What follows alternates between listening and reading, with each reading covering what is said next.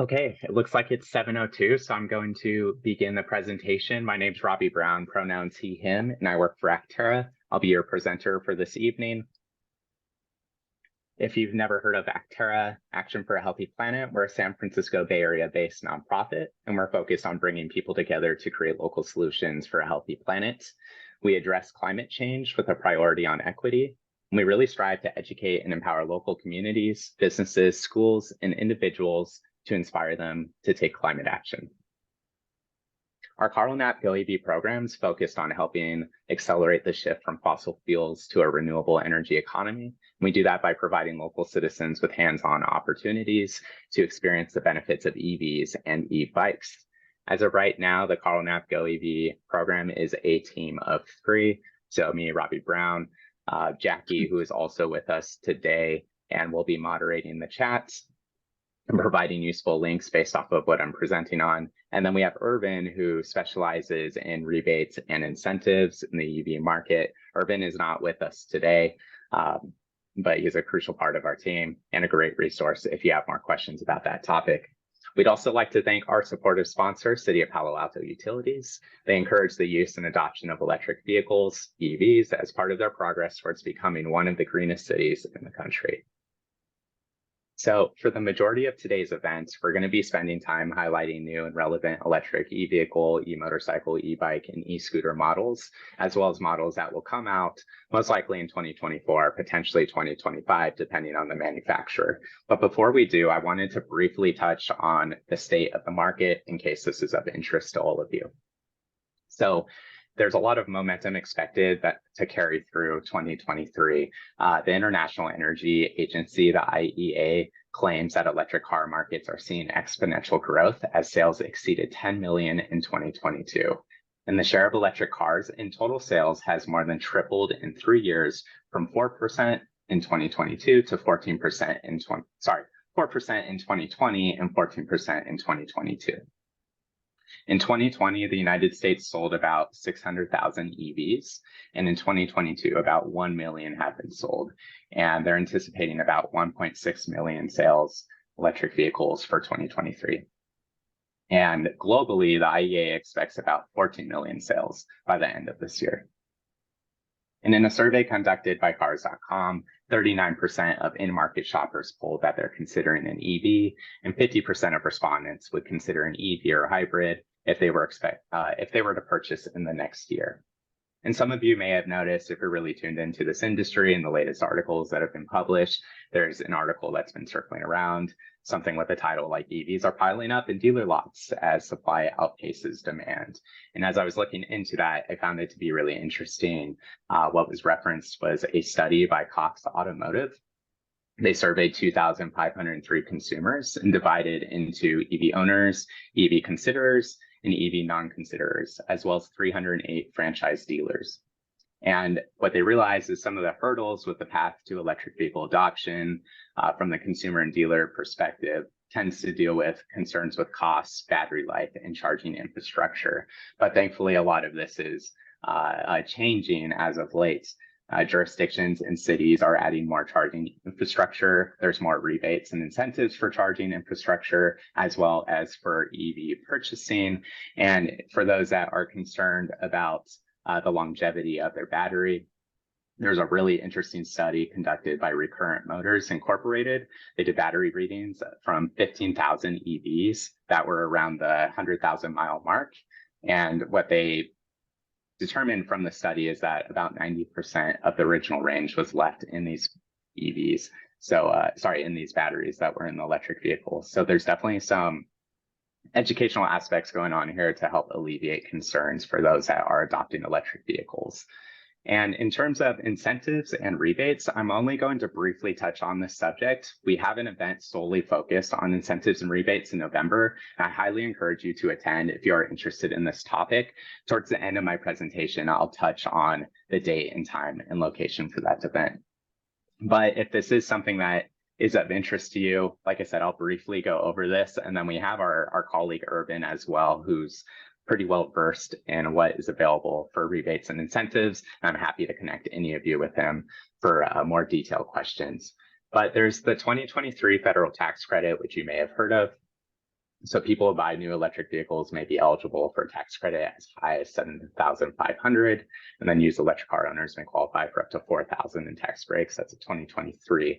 The requirement for this is that the vehicles, especially for that $7,500, is that the vehicles are assembled in North America, and specifically that the EV battery packs are manufactured in North America, and that the source key battery materials are either from the United States or from countries within the free trade agreements that the United States has. So they split the tax credit into two.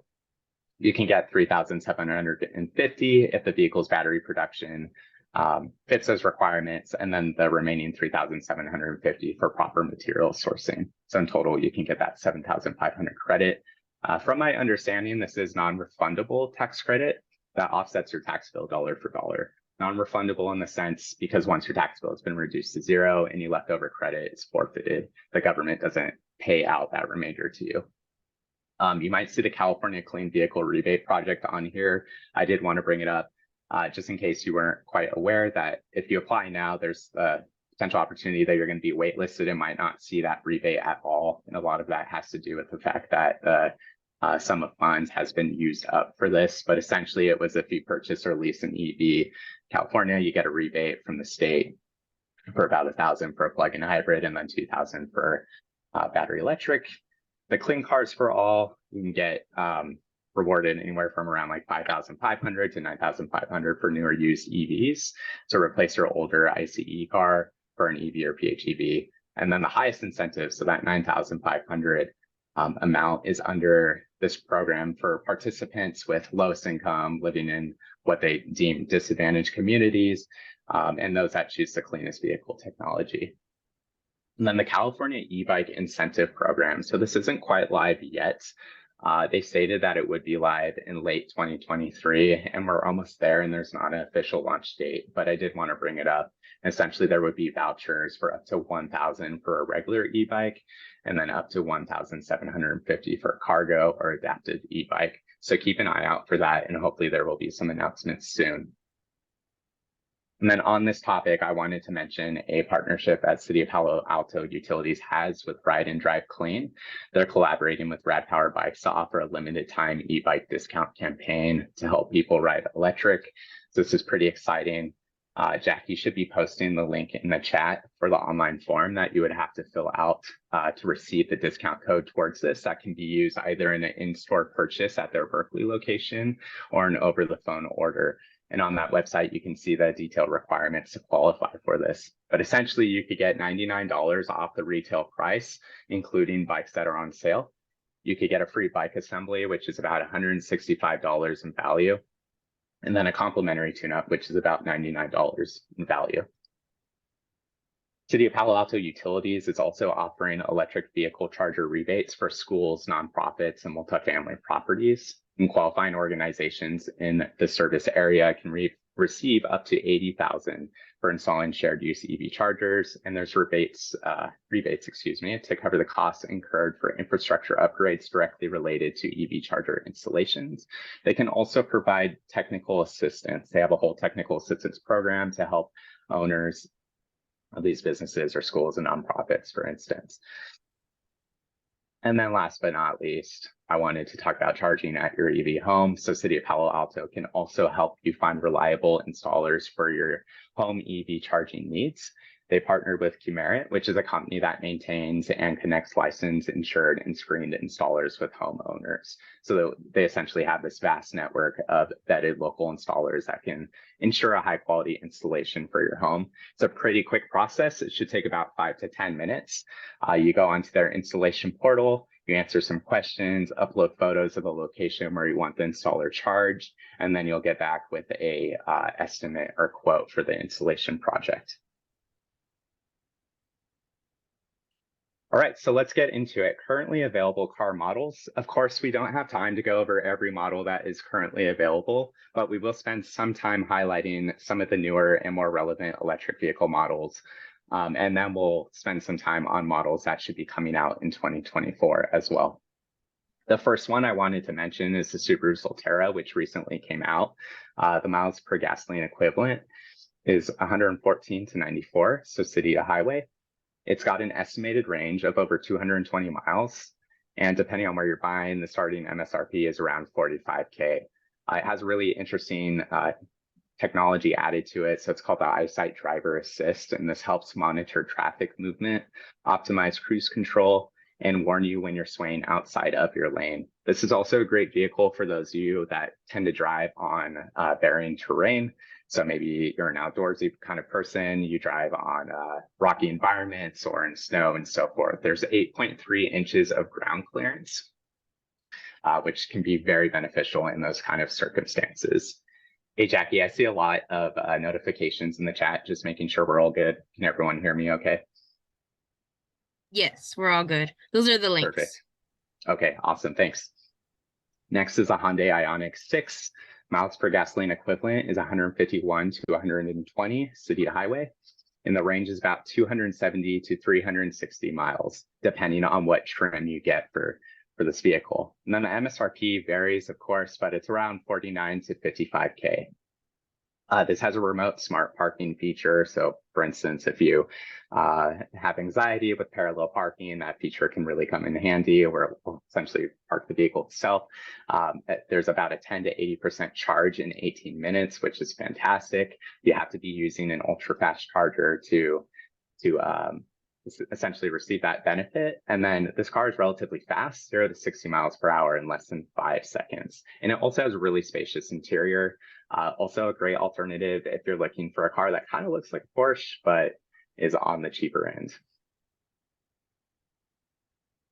The 2023 Chevrolet Bolt EUV, miles per gasoline equivalent is 125 to 104 city to highway. Range is 247 miles. And the starting MSRP for this is about $27,800. So this is a very affordable EV car on the market right now. It also qualifies for the $7,500 clean vehicle federal tax credit. It's a good car if you're looking for something with adequate storage. It has decent legroom, especially for those back passengers. You can technically fit 5 people in this vehicle, and relatively fast, 0 to 60 in 7 seconds. The Fisker Ocean One. So from my understanding, the Extreme One variant is the only one that's been delivered at this point, and the miles per gasoline equivalent for this is about 99 to 84 city to highway, and the range is about 360. The MSRP for this variant is around 68,000, but the cheaper variants, which should be coming out hopefully soon, could start as low as 37,000. This can go from 0 to 60 in 3.7 seconds. Variants of this car have different kinds of roof. This particular one, the Extreme One, has what they call a solar sky. So it uses sun rays to generate free energy to support the battery motor, which I find very, very fascinating. And then it's also a mobile power source. So you can use this vehicle to charge other electric vehicles or even potentially temporarily power your home. This is a mid-size SUV, but it performs more like a sports car. So if you're looking for something with a little more oomph, this might be the kind of vehicle for you. It handles sharp turns and has a smart traction technology to improve the stability on different types of surfaces, like if you're driving on a wet road or an icy road. We have the Ford F-150 Lightning. Miles per gasoline equivalent is 76 to 61. The range is about 240 miles to 320, and the MSRP is starting around 56K, but it kind of depends on the variant that you choose. This seats around 5 people and has a towing capacity of 10,000 pounds, which is quite a bit. It also has 11 power outlets, which is great. So 10 120 volt, and then 1 240 volts. And then the front has a USB-C and USB-A charging port. This is a great vehicle if you're looking for something to power your tools, whether you're in the construction business or maybe landscaping, for instance. And you can even use this vehicle to power your home.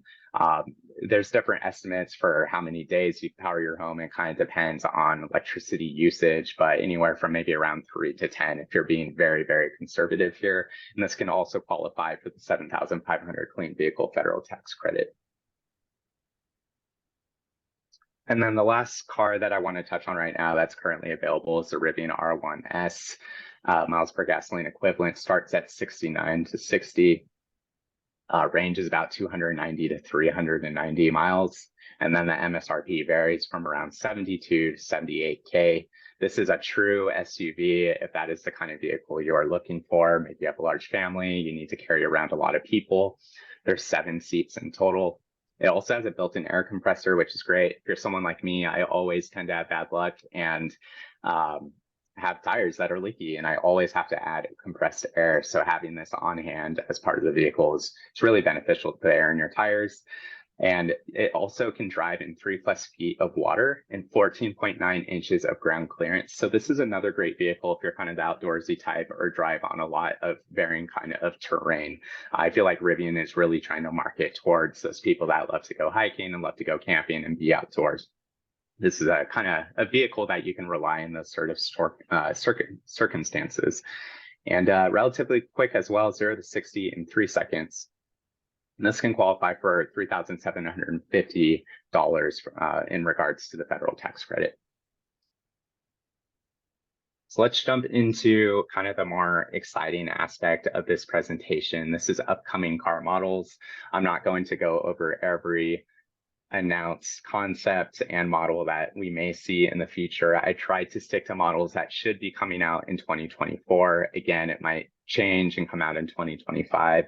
And then a lot of the information I'm going to be talking about today is what I have found in my research to be at least factual. So some of it is speculation to some degree, but almost everything I found here was either announced by the car manufacturer or reported by a reputable source. But it may vary once the vehicle is actually on market. So to no surprise, the VW ID Buzz, this was on the event graphic. So probably expected that we would talk about this. This is a vehicle I'm really, really excited about. My parents owned I believe it was a 72 VW van, and I just think it had so much character and uniqueness to it. So I'm excited to see that they're bringing this back, but in a more sustainable-like manner. This is already available in Europe, and the US arrival should be around 2024. They're thinking maybe Q3, Q4. The range is supposed to be around 200 to 300 miles with about 282 horsepower. And then the MSRP, it hasn't quite been announced yet. In Europe, it's about 65K USD. They're thinking it might be around 60 to 70K in the United States, but again, that's unknown. But from my understanding, the US variant is slightly larger than the European version, and it has more seating. So this has 7 seats in total, 3 rows. And you can kind of see that in the interior shots of the lower portion of the screen here. So charging wise, it can go from 10 to 80% in 30 minutes if you're using a DC fast charger. There's 2 different configurations, so rear or all-wheel drive. There's a nice center console compartment that you can use for storage. You can kind of see that in the photo right here, but it's also removable if you need to get like within the seats behind you, or if you just need more legroom or space in that center area. In terms of screens, there's a 5.3-inch screen in front of the steering wheel, and then a 12.9-inch infotainment screen in the center dash. And then from my understanding, the colorways haven't been confirmed either, but what we have seen so far is an orange variant, a yellow variant. There's this blue one that you see right here in the picture, and then one that's more of a kind of like seafoam mint green. And then if you're really into kind of the stylistic aspect of this, there's some great parts of the car that are illuminated with lighting, and one of those being the VW badge in the very front.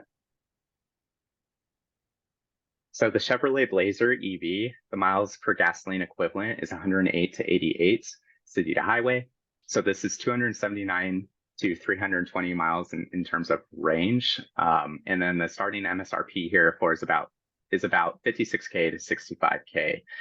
This vehicle can go 0 to 60 in under 4 seconds. So like most EVs, it's pretty fast, and has 557 horsepower. There's 3 variants for this. So you can get the front wheel drive and all wheel drive, and then the rear wheel drive. There's also this really nice Super Cruise feature where you can apparently drive hands-free on compatible roads. And then this can seat up to 5 people, and the anticipated launch date for this is spring of 2024.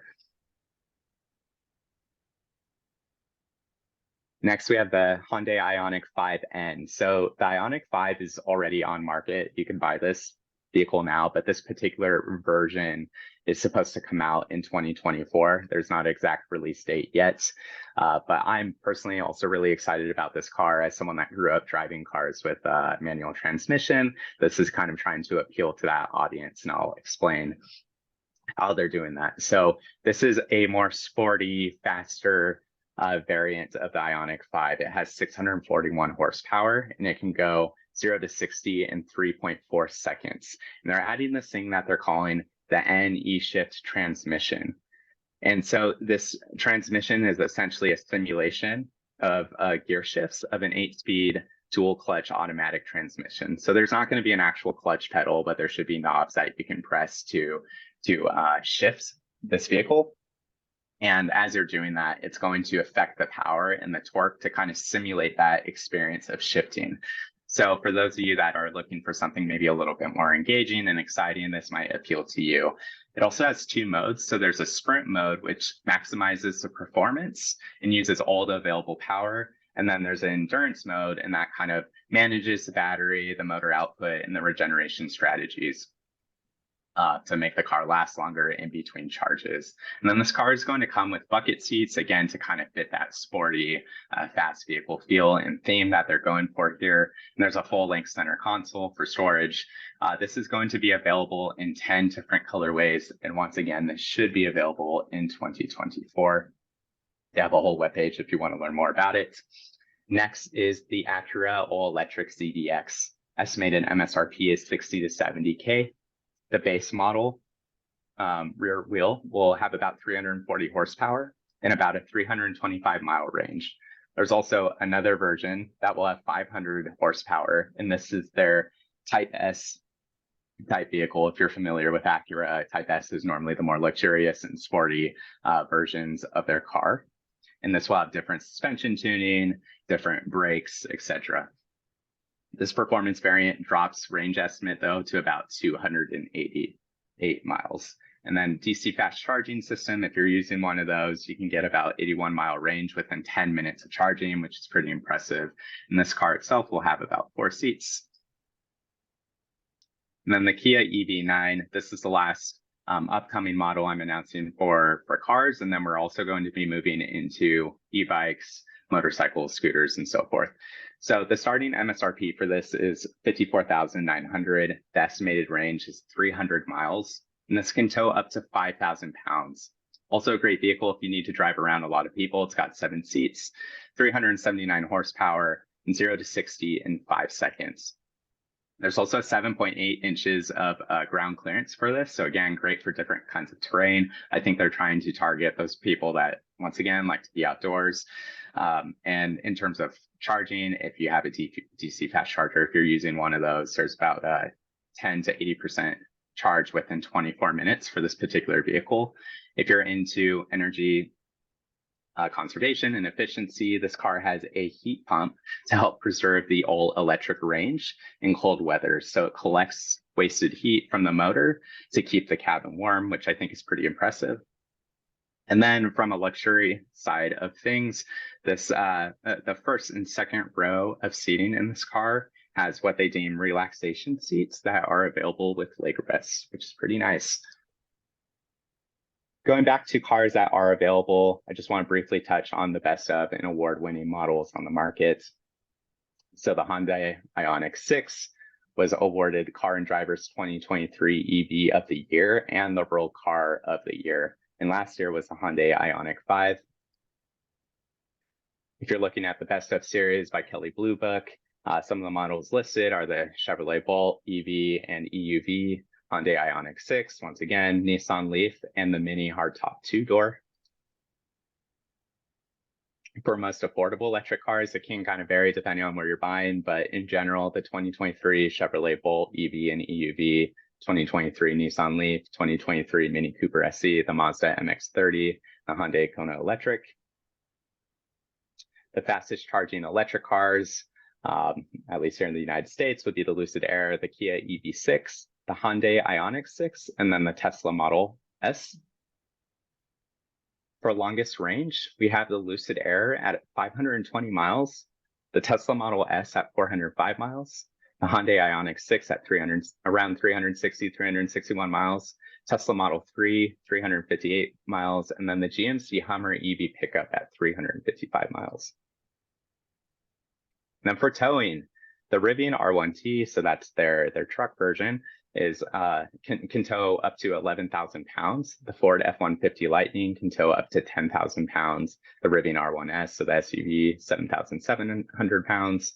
The GMC Hummer EV pickup at 7,500 pounds. And then the Tesla Model X at 5,500 pounds. Okay, moving right along. Let's jump into currently available e-bike and motorcycle models. Kind of same situation here. I can't go over every model. There's quite a bit on the market, which is very exciting, but I will go over a few that I think might interest you. The first is the Rivet Anthem E motorcycle. The reason why I wanted to mention this one is because it's more on the affordable side of things for an electric motorcycle. Sometimes they vary from like 15K to 20K, where this particular E motorcycle starting MSRP is around 7,800. So much more affordable than a lot of what is available on the market right now. This is marketed as a commuter bike, and I think that's because the range on this is only about 75 miles, so you probably wouldn't want to use this on a long distance trip. A really fascinating feature with this too is that it has a removable and swappable battery down here. So you can unclip this from the bike itself. It's got a rolling wheel, and then it's got a handle that pulls out. So you can carry the battery to your garage, for instance, to charge it. This is available in 4 colorways, and it's made in California. And then if you want something more retro, maybe to pair with your new VW ID Buzz, I would recommend the 2023 CSC Monterey electric scooter. This is also fairly affordable at $2,395. It's more on the slower side, 30 miles per hour. And the range here is somewhat minimal, but probably what you would expect for an electric scooter like this. It's about 20 to about 60 miles. And then there's 4 colorways, and it's relatively light. It's only 181 pounds, so easy to move around. It's got that retro look, but it does have some modern upgrades, such as like LED taillights and turn signals, and it even has a USB charging port in the front accessory bin. And then like most scooters and mopeds, you can pop up the seat right here to unlock an area, a compartment for storage. Rad Power bikes, I wanted to mention them especially because of that discount campaign that I mentioned in the beginning of my presentation. This is their Rad Expand 5 folding bike. This bike is interesting because it can fold in half. There's a clip right here that you can move to then fold the bike, which is great for those of us that might live in small apartments, for instance, especially here in the Bay Area, or have minimal room for storage. This goes about 20 miles per hour at top speed and up to 45-mile range. It's starting at around $1,299. So it'd be around $1,200 with that ride and drive discount. Next, we have the Ride 1UP 700 series commuter e-bike.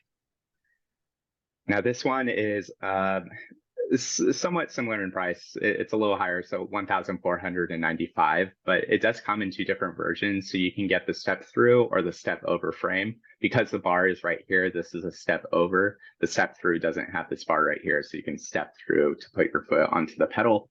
This can go about 28 miles per hour and 30 to 50 miles. This is advertised as a commuter e-bike, I think mainly due to its weight. It's only 62 pounds because of its light alloy frame. And then we have the Specialized Global ST. I wanted to include this because of its storage capacity. So this is a great bicycle if you're looking to maybe grocery shop and bring home copious amounts of ingredients. You can add storage bins on each side of the front wheel and the back wheel here, as well as in this rear compartment. And then you can add an attachment here. So now the starting price is a little higher for this. It's $2,800. It does have a 60-mile range. This bike is relatively heavier though, 490 pounds compared to the commuter bike we just talked about. But because of that cargo capacity, I think that's where this bike really adds some value. Unfortunately, the additional storage bins come at a cost. It's not included in the bike, so you do need to take that into account for the total price. And then I wanted to mention the scooter right here, the KQi3 Pro. So relatively cheap. Starting price is about $799. I did check yesterday and it was on sale for $559. I don't know if the sale is going on into today, but definitely worth checking out. Pretty good mile range for what you would expect for a scooter like this, 31 miles, 2 different colorways, and the top speed of 20 miles per hour. Would not recommend this if you live in a very hilly like community such as like San Francisco. The hill grade climbing ability for this is about 20%, so nothing too incredibly steep. It does have 9.5-inch rubber tires, though, which is great for shock absorption. It's got head and braking lights, and it also is lockable with the use of their app. And then I'm going to touch on 2 upcoming models here. So we have an e-motorcycle and an e-scooter. Both are relatively interesting. I don't even know if it's fair to call this an e-motorcycle. It's kind of more like an e-moped in some ways. With its design, but this is by BMW and it's the CEO2, and this is supposed to arrive on market here in the United States in early 2024.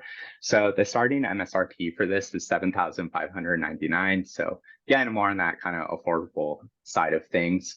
And they're really trying to target a kind of a younger generation with this with this e-motorcycle.